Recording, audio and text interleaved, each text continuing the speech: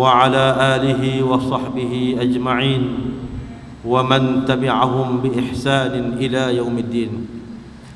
قالوا سبحانك لا علم لنا إلا ما علمتنا إنك أنت العليم الحكيم. قال رب اشرح لي صدري ويسر لي أمري واحلل عقدة من لساني يفقه قولي ولا حول ولا قوة إلا بالله العلي العظيم. أما بعد. Seluruh ahli jawatan kuasa masjid Sungai Gelugur, para pegawai masjid, Tuan Imam, Tuan Bilal, tuan-tuan muslimin dan muslimat yang dirahmati oleh Allah Ta'ala sekalian. Pertamanya dan selama-lamanya, marilah sama-sama kita memanjatkan rasa syukur kita kepada Allah Subhanahu wa Ta'ala. Tuan-tuan, syukur ini adalah satu sifat yang wajib ada dan yang sepatutnya berterusan sampai mati. Syukur ini adalah satu perkara yang mana kita menunjukkan rasa berterima kasih kita kepada Allah di atas sebab-sebab yang banyak, di atas nikmat yang banyak. Hari ini, pagi ini, Allah Ta'ala bagi peluang mai subuh jemaah di masjid, yang kadang-kadang ramai di kalangan kita yang ambil keputusan untuk hanya solat di rumah, tak kira lah siapa pun. Tapi Allah Ta'ala bagi kekuatan dapat mai solat subuh berjamaah di masjid. Itu satu anugerah yang besar dalam hidup seorang hamba. Tambahan pula, kita ini masih berada dalam bulan Rejab, hujung-hujung dah lah, nak masuk Syaban.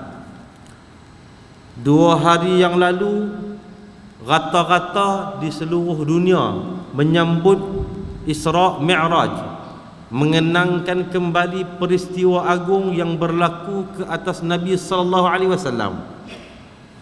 Khutbah semalam pun bicara tentang tajuk Isra' Mi'raj, berkaitan dengan beriman dengan alam ghaib. Benda-benda ni semua nak bagi kita reti, inilah agama aku yang aku patut faham dan aku patut laksanakan setiap tuntutan-tuntutan yang telah diberikan ataupun yang telah disuruh oleh Allah Subhanahu wa Ta'ala dan Nabi sallallahu alaihi wasallam. Syukur banyak-banyak di atas segala nikmat dan rahmat yang Allah bagi. Tak berhenti-henti kita kecapi nikmat ini. Alhamdulillah. Mudah-mudahan Allah Subhanahu wa Ta'ala menjadikan kita hambanya, menjadikan kita insan yang bertakwa di sisi Allah. Tuan-tuan duk dengar benda ni kerak dah, bukan tak tahu. Menjadi hamba Allah yang bertakwa, menjadi hamba Allah yang bersyukur, sudah sering kedengaran, dah tahu dah. Tetapi pokoknya di sini adalah berkaitan dengan bagaimana kita nak mengambil tindakan. Kalau sekadar mendengar tetapi tidak berbuat apa-apa, hidup ini tidak ada makna. Tengok tuan-tuan, di dalam surah Sabah ni orang jarang dengar, pasal dia berada di pertengahan, bukan pertengah, juzuk yang atas-atas dah. Balik tengok sekali lagi surah Sabah, nak tengok lah pun boleh. Surah Sabah ayat yang ke-13, panjang sikit ayat ni, tetapi saya nak baca penutup kepada ayat ni. Kita kena bagi faham tentang Al-Quran yang Allah Ta'ala turun kat kita. Baik, apa kata Allah? A'udzu billahi minasy syaithanir rajim. I'malu ala Daud syukra wa qalilun min ibadiyasy syakur. Sadaqallahul azim. Baik. Dalam ayat 13 surah Sabah ini Allah kata apa? I'malu. Ini adalah antara contoh kenapa kita kena beramal. Allah sebut i'malu, beramallah ataupun buatlah kerja. Terutamanya kerja-kerja yang melibatkan akhirat. Semua kerja melibatkan akhirat. Semua hak kita buat di atas dunia ini melibatkan akhirat. Baik buruk kita membawa kepada akhirat. Tetapi kerja yang khusus lebih lagi lah kita memberi fokus dan tumpuan untuk kita sama-sama memperbaiki mutu dan kualiti setiap amal kita kepada Allah. Kata Allah dalam ayat ini, beramallah wahai ahli keluarga Daud, kata Allah, syukra, sebagai bukti kamu tunjukkan kamu bersyukur kepada aku. Maknanya setiap tuntutan amalan yang kita buat, bukti kita syukur kepada Allah, terima kasih kepada Allah. Mai semayang, bayar zakat, puasa Ramadan dan yang lainnya, setiap amal bakti kita ini adalah bukti tanda kita syukur. Tapi tak habis tahun tu lagi, belum habis lagi. Ni kitab yang tuan-tuan baca dengan Ustaz Fairuz Yusuf, betul tak? Al-Kabair, dosa-dosa besar di masjid ni. Saya pun tak tahu dah sampai tajuk yang keberapa, dan saya pun tidak bercadang untuk menyambung tajuk yang berhenti sebelum ini kepada kuliah sebelum ini. Tak perlu. Biarkan Ustaz Fairuz teruskan dengan kuliahnya nanti. Dan pagi ini dia pun ada hal, saya ganti dia minta saya ganti untuk kuliah subuh pada pagi ini. Walaupun sebenarnya Sungai Gelugur ini pada satu ketika pernah orang kata sinonim jugalah dengan saya, pernah tinggal menginap di Ismail Nagor tu. Jalan Ismail Nagor, dekat belakang belakang bangunan tu kan, belakang bangunan 2 tingkat 3 tingkat tu. Jadi saya terimalah, kebetulan pada pagi ini juga memang kosong. Mudah-mudahan pada pagi ini terisi dengan ilmu yang bermanfaat insya-Allah. Baik, kembali kepada ayat tadi. Allah sebut, wahai hamba-hambaku, beramallah sebagai bukti kamu bersyukur. Kenapa Allah sampai suruh begitu? Wa qalilun min ibadiyasy syakur. Kerana teramat sedikit di kalangan hamba aku yang bersyukur. Tuan-tuan, ini bahaya. Apabila Allah sebut teramat sedikit di kalangan hamba-hamba aku yang bersyukur, adakah kita termasuk dalam golongan yang sedikit itu? Na'udzubillah kalau tak masuk. Kita masuk tak? Yang Allah sebut dalam ayat ini, Allah kata sikit sangat ni hamba aku yang bersyukur ni. Kita ni hak dalam masjid ni, terutamanya ahli keluarga kita yang ada di rumah tu, termasuk tak dalam jumlah sedikit yang Allah Ta'ala mention dalam ayat ni? Kalau tak termasuk, kita dalam bahaya. Kerana sifat berlawanan bagi syukur adalah kufur, ingkar. Bila Allah kata syukur, lawan dia kufur, kita ni tanya diri kita, hak aku hidup selama ni, aku dah berjayakah meletakkan diri aku di dalam kumpulan yang sedikit yang Allah Ta'ala sebut dalam ayat 13 surah Sabah ni? Kalau kita pun tak tahu, nak tahu bila? Balik mahsyar nanti tahu. Tuan-tuan bila mai dengar kuliah lagu ni lah peringatannya. Itulah. Balik mahsyar tahu kita dalam kumpulan mana. Sebab itu selagi nyawa dikandung badan, bila mai mengaji, ambil segala intipati pengajian, perbetulkan hidup. Hak selama ni kerja duk kata ke orang, dah tahu dah, oh dosa rupanya duk kata ke orang dah, berhentilah. Duk sebar-sebarkan perkara-perkara yang tak betul. Oh, aku baru tahu tak betul tindakan aku ni. Perbaikilah, dah mengajilah. Tak mengaji cerita lain. Dah mengaji kena bertindak, tak boleh biar. Saya sebenarnya ada beberapa masjid yang saya kuliah subuh, kuliah maghrib. Bukanlah nak habaq kata terkenal sangat dah. Nak habaq kata kitab Al-Kabair ini memang orang kata apa, saya dah sering kuliahkan dan diskusikan dengan para jemaah di beberapa tempat, tapi di sebelah seberang sana lah, saya tak ada kuliah sebelah sini, di beberapa tempat. Dan sepanjang saya terlibat dengan perkongsian pengajian kitab Kabair di beberapa tempat ini, lebih kurang 10 tahun dah, tuan-tuan, banyak orang yang rupa-rupanya tak tahu bahawa mereka sedang berada dalam keadaan melakukan dosa besar. Tak tahu. Dosa dengan jiran, dosa dengan mak ayah, dosa solat terutamanya. Banyak. Dan ada yang lepas habis kuliah mai pertikai saya mengajak muda juga. Ada satu hari tu saya mengajak di masjid daerah Teluk Air Tawang, masjid daerah Semamperai. Dia SPU Semamperai Utara, ada dua masjid daerah. Pertama di Teluk Air Tawang, dan yang kedua dia Syekh Abdullah Fahim, Kepala Batas Pertam. Saya pernah dengan sahabat yang bekerja di Jabatan Agama, pasal apa SPU ada dua masjid daerah?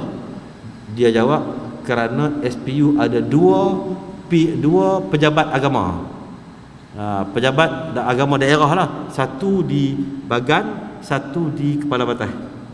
Dia jawab lagu tu, jawapan mudah lah kata lagu tu. Saya mengajak di masjid daerah Teluk Air Tawang. Lepas selesai solat Isyak dan solat sunat Ba'diyah, tiba-tiba ada satu orang muda. Saya tengok dia ni seolah-olah bukan jemaah tempatan, macam singgah semayang lah, singgah semayang. Kebetulan pada malam itu saya mendiskusikan tajuk homoseksual. Kan ada kan dalam ni homoseksual, hubungan di luar tabi'i, lelaki sama lelaki, perempuan sama perempuan. Lepas bagi salam, tak lama lepas tu dia tiba-tiba dia mai kat saya, dia kata, "Ustaz, boleh tak nak bercakap, Ustaz?" Saya kata, "Boleh, tak ada masalah. Ada apa?" Saya ni sebenarnya singgah semayang je. Memanglah berdasarkan kepada pakaian dia, kita tahu dia bukan orang situ. Saya singgah semayang. Kemudian saya pun tidaklah terlalu terburu-buru. Tengok kebetulan ada kuliah ustaz, duduklah dengar. Saya dengar makin lama makin pelik tajuk. Dia kata lagu tu. Saya kata, pelik tak mana? Tadi ustaz kuliah tajuk berkaitan dengan homoseksual, betul ya? Ya betul. Kenapa dibincangkan tajuk yang sebegitu dalam masjid begini? Tapi bagus jugalah dia tanya kan, daripada dia berprasangka yang bukan-bukan, berlalu macam tu saja. Jadi bila dia main tanya, itu namanya tabayyun. Membedah tentang perkara yang kita tak tahu, tabayyun. Kita semua ini perlu ada sifat tabayyun dalam setiap tindakan yang kita wajib ada. Kerana dalam Quran terlalu banyak ayat Quran yang Allah Ta'ala ancam orang-orang yang tidak tabayyun dalam apa juga perkara. Lepas tu saya kata, apa yang pelik tajuknya? Yalah ustaz baca tajuk homoseksual, yang dengar ni semua tua-tua dah. Depa duk buat ke kerja lagu ni? Dia kata, hak ustaz duk mengajak depa ni homoseksual ni, awak depa ni duk buat ke perkara-perkara lagu ni? Saya mula-mula nak gelak, tapi saya gelak lagi, saya takut dia rasa terhina dengan soalan yang dia tanya. Saya bangkit daripada duduk saya pergi kat meja, saya ambil kitab ni, saya bawa mai kat dia. Cuba abang tengok tajuk kitab ni. Dosa-dosa besar. Okey. Saya baca tajuk ni bukan bermakna yang dalam masjid ni duk buat menatang tu.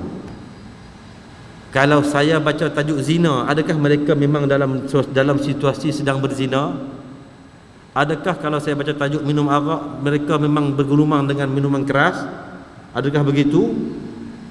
Adakah kalau saya baca tajuk berkaitan dengan dosa meninggalkan solat, mereka memang terlibat dengan dosa ini? Adakah begitu?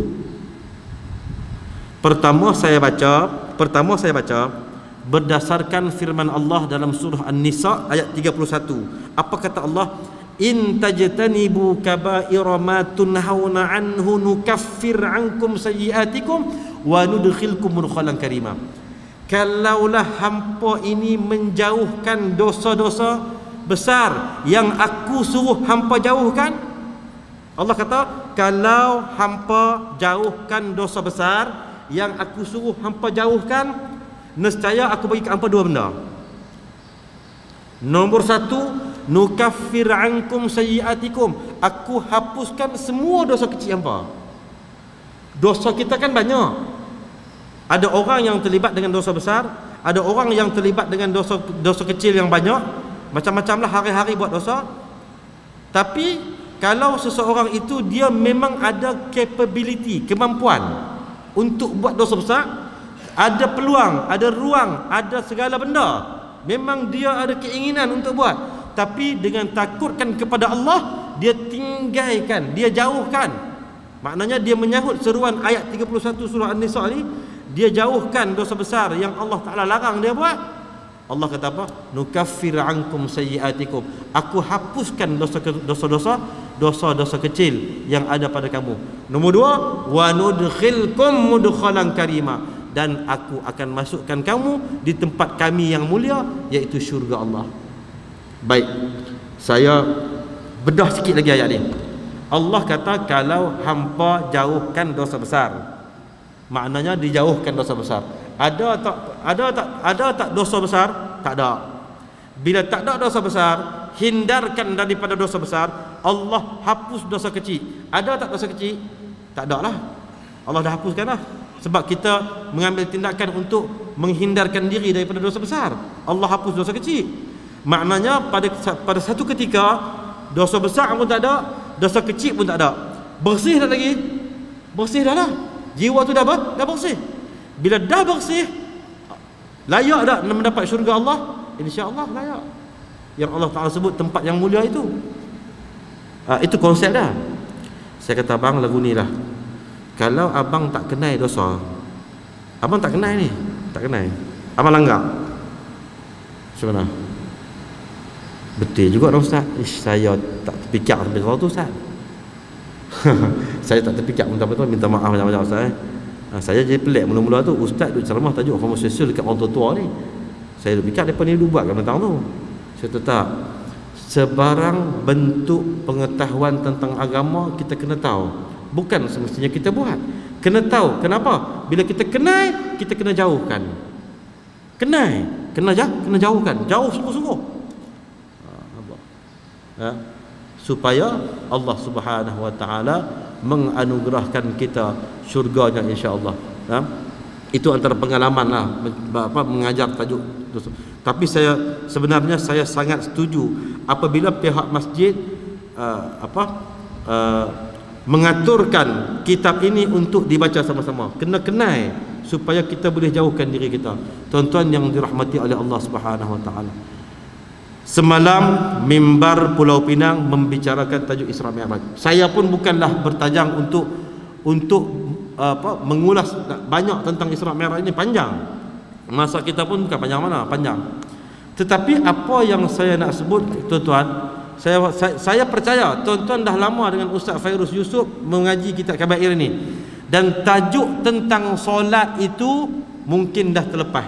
Pagi ini saya nak recall balik, nak refresh balik, supaya kita ini lebih berhati-hati, lebih bersungguh-sungguh dalam memperbaiki kualiti ibadah solat kita. Pasal solat inilah yang menjadi amalan utama yang Allah Ta'ala akan hisap dulu. Tuan-tuan semua tahu benda ni, semua tahu.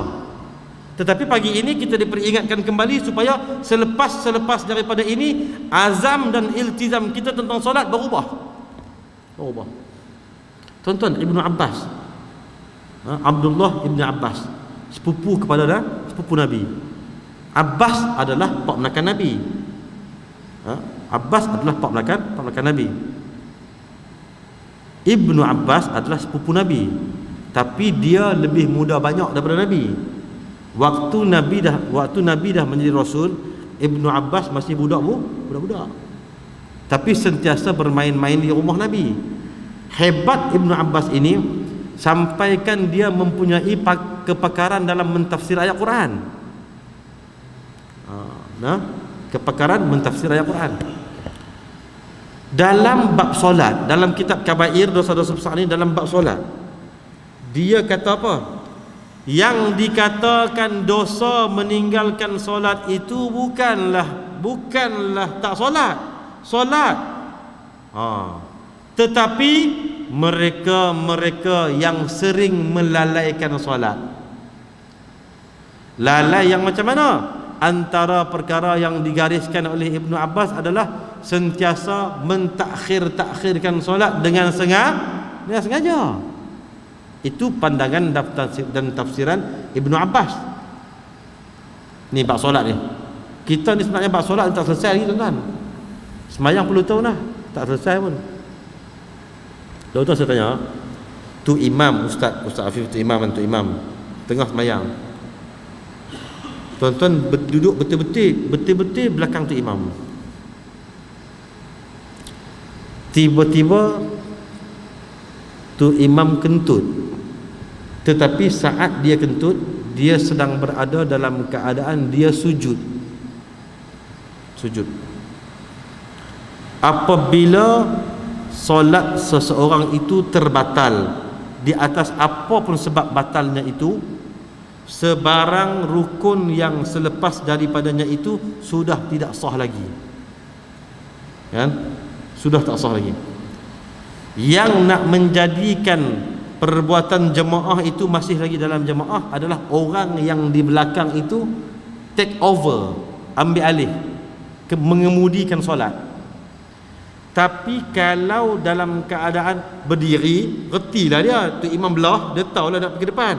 Kalau dalam keadaan sujud, tu imam kena buat lagu mana, dia kena buat lagu mana. Saya pernah tanya dalam kuliah, tak boleh jawab. Bukan tak boleh jawab tu bermakna kamu tu tak erti apa tak. Kadang-kadang mungkin lupa ke apa ke, wallahualam lah. Tak tahu nak jawab. Ni fiqh. Tuan-tuan beruntung kerana berada sekampung dengan Tok Mufti. Boleh tanya direct tu kan. Macam mana? Nampak? Banyak lagi sebenarnya tak tahu. Kalau berjadi lagu ni, apa aku nak buat? Kalau jadi lagu ni, apa aku nak buat? Sebab tu mengaji ni terutamanya berkaitan dengan amal ibadah yang kita nak buat kepada Allah, mesti ada ilmu. Hak tu yang orang buat kuliah, pengajian, rata, cerak tu, tak kira lah di mana-mana pun. Yang penting menuntut ilmu itu biar bodoh kita ni terubat. Jangan duk biar. Kerana amalan-amalan yang dilakukan tanpa ada ilmu dibimbangi akan tertolak di mahsyar. Tertolak. Nabi kata apa? Allahumma salli ala Muhammad. La yanbaghi lil jahil, la yanbaghi lil jahil an yaskuta ala jahli. Tak sepatutnya dilarang, tak sepatutnya bagi orang yang jahil itu, orang yang bodoh itu, orang yang tak tahu itu, ay yaskuta ala jahli. Dia diam atas kebodohan dan kejahilan dia. Duk diam. Dia tahu dia tak reti, tapi dia diam, dia buat tak tahu saja. Tak ada inisiatif ataupun usaha untuk menuntut ilmu dan sebagainya, untuk mengubati kebodohan itu, kejahilan itu. Tak ada. Wala lil alim, dan tak sepatutnya pula bagi orang yang ada ilmu itu ay yaskuta ala ilmi, diam di atas ilmu yang dia ada. Maknanya orang alim dan orang jahil saling memerlukan antara satu sama lain. Sebab tu antara tajuk yang dibincangkan juga dalam kitab ni adalah menyembunyikan ilmu, dosa besar. Takkan kot, itu aku punya pasal ilmu aku. Allah bagi ilmu tu untuk tujuan memberikan kesedaran kepada masyarakat. Kalau masyarakat tak sedar dengan keadaan disebabkan oleh hang duk sembunyi ilmu hang bertanggungjawab di atas kejahilan masyarakat. Itu dosa besar. Nah tuan-tuan yang dirahmati oleh Allah, sebab tu akhir zaman ni tuan-tuan, sebelum saya menamatkan kuliah, bukanlah dah tamat lah lagi lah, ada beberapa perkara yang ingin saya tekankan. Tambah kita ini sedang berada di dunia akhir zaman yang penuh dengan cabaran. Oi, cabaran dia cukup kuat sebab Nabi sendiri pun sebut apa? Umat aku di akhir zaman kalau mengamalkan sunnah ibarat menggenggam bara api. Begitulah besarnya cabaran bagi orang yang nak menghidupkan sunnah Nabi sallallahu alaihi wasallam di akhir zaman, dalam keadaan banyak orang menentang, dalam keadaan tanpa sedar. Menentang ni. Contoh tentangan saya sebut satu contoh. Banyak saya contoh. Sewaktu berlangsungnya acara sukan Olimpik, tak silap saya di Beijing kot, beberapa tahun yang lalu, ada seorang ustaz yang agak terkenal di media sosial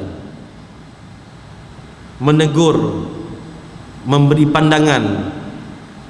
Dia kata acara-acara yang melibatkan orang Islam di sebarang bentuk sukan yang diwakili oleh negara, tak bolehkah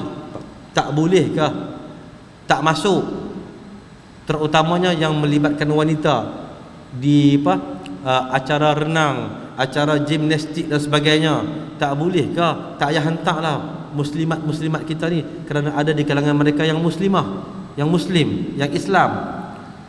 Mendedahkan aurat sampai begitu sekali. Tuan-tuan, apabila ustaz ini melontarkan idea yang begitu, dia menerima kecaman daripada apa dah dia sebut apa di media sosial ni, netizen netizen dengan kecaman yang sangat hebat. Hang tak mau tengok tutup TV, hang dengki pasal apa? Depa mewakili negara. Yang mai komen itu daripada saudara-saudara muslim yang lain. Tuan-tuan, sanggup tak kita tengok adik kita perempuan, kakak-kakak kita masuk acara-acara yang begitu? Sanggup tengok tak? Dengan keadaan satu dunia menonton. Kita tanya diri kita sendirilah. Orang hak duk cakap tu, yang duk komen tu, cuba tanya kalau kakak dia, isteri dia, adik perempuan dia terlibat dengan acara-acara yang begitu, dia sanggup tak untuk ni? Saya jamin tak sanggup. Tapi kenapa pada orang lain tidak ada apa-apa rasa? Tak ada rasa. Itu tanda hati umat Islam akhir zaman ini banyak yang mati. Tak ada rasa. Sebut tentang agama, dia tak ada rasa kekuatan pada hati. Allahu Akbar. Bahaya. Hati mati, tak ada rasa. Sebab itu kita kena kembali ubat hati ini supaya kembali rasa gentar. Sebut nama Allah, gentar. Sebut nama Nabi, rasa lazatnya beragama itu rasa. Tapi hari ini ramai di kalangan umat Islam tak rasa lagi perkara-perkara itu. Allahu Akbar. Dan janganlah kita juga tergolong dengan golongan yang sama. Nah, sebab itu tuan-tuan, apa yang saya nak sebut beberapa hal. Yang pertamanya, tolonglah perbanyakkan pengetahuan kita tentang agama kita, dan dalam masa yang sama perbaiki segala kesilapan-kesilapan kita yang lalu. Yang lepas cerita lain, yang lepas beda cerita, mohon ampun kepada Allah, selesai. Yang ke depan, sekarang dan ke depan, jangan ulang lagi silap yang sama. Jangan ulang lagi. Bab solat terutamanya, pastikan kita sentiasa berazam. Kan lo ni kan jadi musim solat subuh seperti solat Jumaat. Ya, tak apa, alhamdulillah lah. Buatlah apa pun kebaikan ini, buatlah apa pun, tak ada masalah. Yang nak nilai Allah, orang nak kata hang ni pi masjid niat nak jumpa artis saja, terpulanglah. Itu niat, itu bagi saya nahnu nahkumu bizawahir. Kita hanya hukum secara luaran, dalaman kita tak tahu. Kalau contoh, ya memang betul ada ustaz tegur, ada ustaz menegur, dia menegur dalam kuliah kata hati-hati, jangan sampai pi tu pasal nak jumpa artis, pasal artis yang panggil hang pi. Selama ni Allah Taala panggil hang tak pi, artis pi hang pi. Yes, betul, niat yang sebegitu tak bagus, tapi cubalah pelan-pelan. Mana mungkin, ataupun mungkin itu titik permulaan bagi dia nak mendekati dengan masjid. Dia main-main, dia rasa seronok. Lepas daripada tu dia main bukan kerana artis lagi, siapa tahu, tak apalah. Tu kata-kata sebarang kebaikan buat, yang penting yang nilai kita Allah. Tuan-tuan, ni tajuk syirik yang tuan-tuan baca ni. Dua benda. Tarkul amal li ajlin nasi syirkun. Dia dua benda. Buat kerana manusia tak boleh, tinggalkan kerana manusia pun tak boleh. Yang namanya ikhlas itu kita mengeluarkan diri kita daripada kedua-dua situasi. Kita buat benda, buat perkara, buat satu amalan, kita tunjuk ke orang, tak boleh. Itu namanya riak. Tapi kalau kita tak buat, kita nak buat, kita asalnya nak buat, tetapi tiba-tiba tak jadi. Orang tanya pasal apa hang tak buat?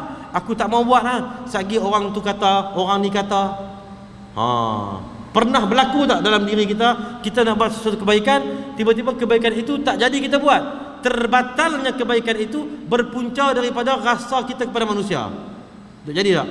Pasal apa hari minggu lepas hang kata hang nak derma kat masjid Sungai Geluguk 10,000, tak jadi ke? Tak jadi. Pasal apa? Aku duk fikir-fikir balik, isyak lagi aku derma 10,000, orang ingat aku ni. Nampak tak? Dia punya amalan yang terbatal itu terkait dengan makhluk. Tak boleh, itu syirik kecil. Perbetulkan.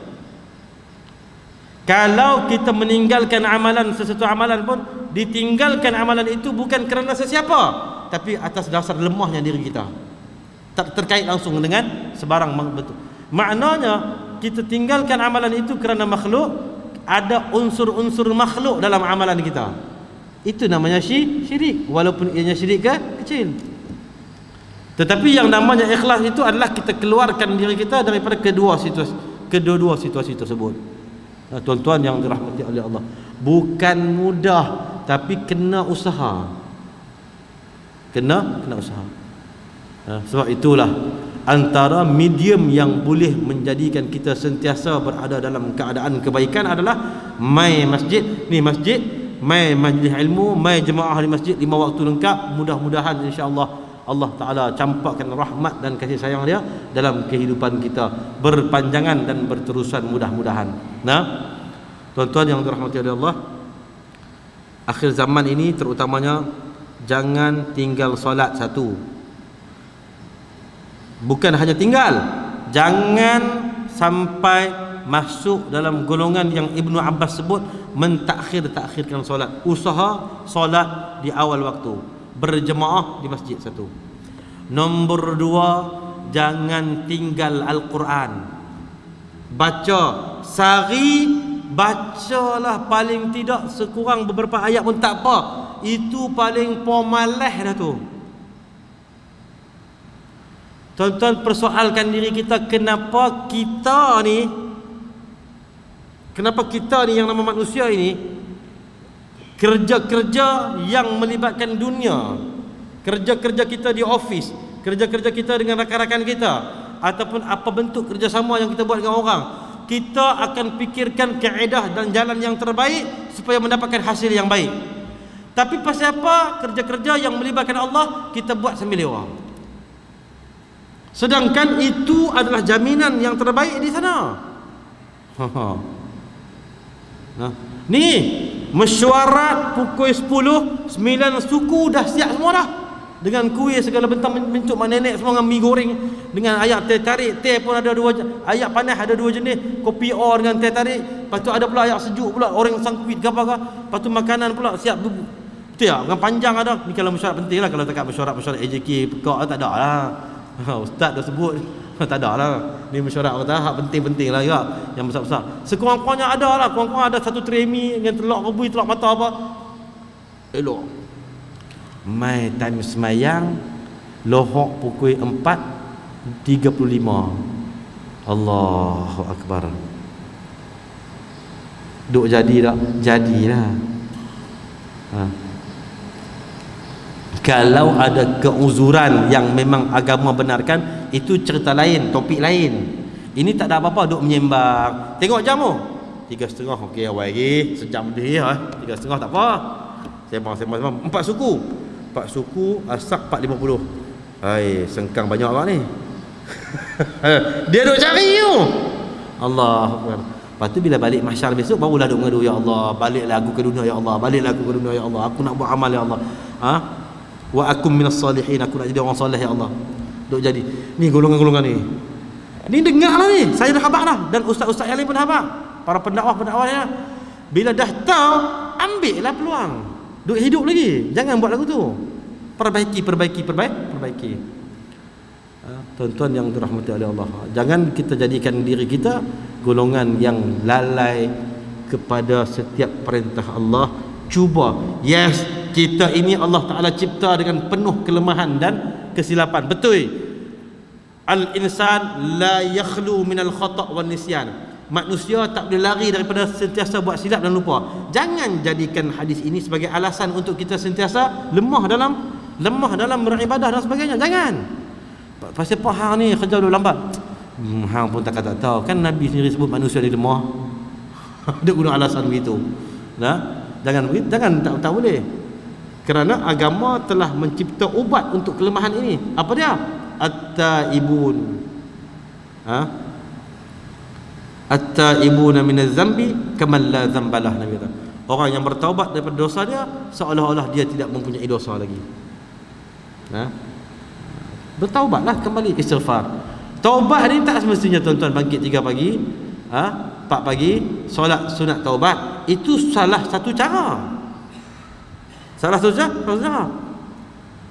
Tapi tuan-tuan, banyak lagi yang Nabi tunjukkan cara untuk kita bertaubat. Istighfar dengan bersungguh-sungguh, berdoa kepada Allah dengan doa yang sungguh-sungguh. Solat, solat menuntut Allah Ta'ala ampunkan dosa kita dengan bersungguh-sungguh. Itu antara kaedah yang kita boleh guna pakai untuk kita mohon ampun kepada Allah Subhanahu Wa Ta'ala. Saya rasa pagi ini cukuplah setakat itu dulu sebagai peringatan mengisi kekosongan yang ditinggalkan oleh Ustaz Fairuz. Mudah-mudahan apa yang saya kongsikan pada hari ini ada manfaatnya di sisi Allah Subhanahu Wa Ta'ala. InsyaAllah mudah-mudahan. Saya pun mohon ampun dan maaf kalau ada salah dan silap dalam penyampaian saya pada pagi ini. Mudah-mudahan ianya memberikan manfaat untuk kita bersama. Jangan, tuan-tuan, satu, jangan lupa perbaiki solat. Azam, jangan lupa untuk baca Quran setiap hari. Ambil sikitlah dulu. Lama-lama Allah Ta'ala akan campakkan hidayah dan petunjuknya untuk kita sentiasa tambah-tambah. Yang ketiga, jangan lupa bersedekah. Yang keempat, jangan lupa berzikir. Zikir yang apa-apalah, sayyidul istighfar, selawat apa-apa. Jangan biarkan ruang masa kita banyak duk cakap benda-benda yang tak betul. Nak bercakap boleh, tak ada masalah, tapi jangan ajak mulut ni sentiasa duk cakap saja. Jangan. Kerana Nabi kata orang yang banyak cakap banyak salahnya. Orang yang banyak salah banyaklah dosanya. Kita tak tahu, kadang-kadang percakapan kita menyakiti hati saudara kita yang lain. Tapi ambil iktibar dan pengajaran yang Nabi sebut. Jangan banyak bercakap-cakap yang benda-benda yang tak ada manfaat pada diri kamu. Setiap percakapan kamu itu akan Allah Ta'ala hitung di mahsyar nanti. Siapa nak tanggungjawab? Kita. Tapi lebih banyakkan diisi dengan, tak apa, saya tak suruh tuan-tuan sampai duduk berzikir sampai 1000 kali. Orang yang bercakap pun sampai tak lama layan dah. Aku nak zikir. Tak begitu. Maksud saya sambil-sambil bawa kereta nak pergi ofis, naik motor sebagainya. Astaghfirullahalazim. Jadi ya. Allahumma anta rabbi la ilaha illa anta khalaqtani wa ana 'abduka wa ana 'ala 'ahdika wa wa'dika mastata'tu. A'udzu bika min syarri ma sana'tu abu'u laka bi ni'matika 'alayya wa sayyidul istighfar. Allahumma salli 'ala Muhammad. Simple, tapi jangan terkejut. Kadang-kadang yang kita anggap simple itulah yang akan membantu kita nanti di mahsyar dalam keadaan kita perlukan sangat pertolongan dan bantuan. Walaupun ya masuk dalam syurga Allah dengan redha Allah, dengan rahmat Allah, dengan izin Allah, bukan dengan amalan, tetapi amalan itu sebagai batu loncatan untuk kita dapat redha Allah Subhanahu wa taala. Itu ya. Terakhir di mahsyar apa kata Allah? Wahai Jibril, hamba aku ni solat dia masalah banyak ni. Hang pi cari solat-solat sunat yang dia ada tak? Mai kita tampung solat wajib dia yang ada masalah. Piran, rupa-rupanya pernah juga buat ba'diyah, qabliyah, solat duha dan solat-solat sunat yang lain. Ambil mai tampung solat wajib ini, selesai. Jibril, hamba aku ni Ramadan dia culah banyak ni. Bulan Ramadan dia banyak culah ni. Dia ganti-gantilah tapi macam ada cacatnya. Pergi tengok Ustaz, ada tak puasa sunat-sunat yang dia buat? Puasa Ashura, puasa Muharram, puasa hari putih, puasa Isnin Khamis, puasa 6 hari Syawal. Ambil Ustaz. Ada ya Allah, ambil mai tampung. Jibril, hamba aku ni zakat dia masalah. Zakat dia bermasalah. Pergi tengok Ustaz, ada tak infak lain yang dia buat? Ada ya Rasulullah. Ada ya Allah. Dia duk bagi dekat masjid tu, masjid ni kata, ambil infak yang dia bagi tu, tampung zakat dia yang ada cacat. Jibril, haji dia masalah. Pergi tengok Ustaz, ada tak umrah sunat yang dia buat? Ambil tampung. Sebab tu jangan pandang remeh kepada amalan sunat, kerana ia memberikan kesan yang besar, terutamanya kehidupan kita selepas kematian nanti. Di samping kita perbaiki amalan wajib kita, tambahkan ataupun kita Allahumma salli ala Muhammad, kita perbanyakkan juga dengan kemampuan yang kita ada untuk kita laksanakan amalan sunat yang lain, antaranya seperti zikir yang saya sebut tadi. Wallahu taala alam. Cukup sekadar itu. Mudah-mudahan Allah taala memberikan keampunan kepada kita di atas dosa kita yang sedia banyak, memberikan kekuatan kepada kita, sebab setiap apa yang kita buat di atas muka bumi ini kita langsung tak ada kekuatan melainkan yang diberikan oleh Allah Subhanahu wa taala. La haula wala quwwata illa billahil aliyil azim. Cukup sekadar itu. Tuan-tuan, sebelum saya mengakhiri kuliah gantian pada pagi ini, saya ada satu perkara yang ingin saya kongsikan. Yang ni saya kongsikan kepada tuan-tuan, tergantung atas tindakan tuan-tuan sendiri, insya-Allah. Ini boleh. Baik.